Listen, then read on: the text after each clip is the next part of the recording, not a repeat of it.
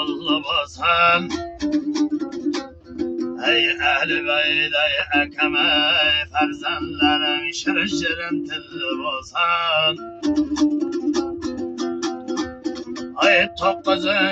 May bilen tebrikleyin yurttaşlardı bir meydan ay.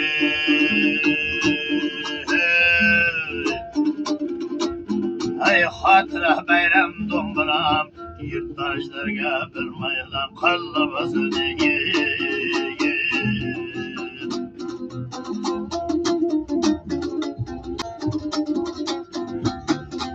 Ay bir xil qarang polvonlar har joylarda tirashdi. Ay baxshilardi yeli xalqqa surishdi. Ey ikinci jahonning urushida babalarimiz elimiz uchun kurashdi.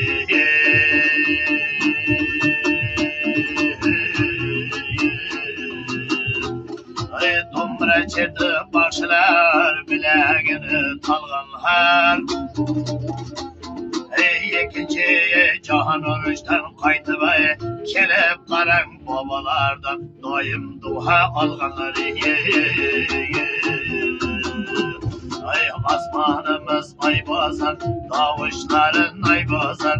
O'zbekiston yelime cher hosilga boy bozar. O'zbekiston yelimda har bir kuni to'y bozadi. Ay birligimiz ish bozar, yurtimiz doim tish bozar. Do'mbira chersam bir maylar, tirnoqlarim lash bozar. Yurt boshimiz do'mbira, yurtimizga doim hep bosh bozadi.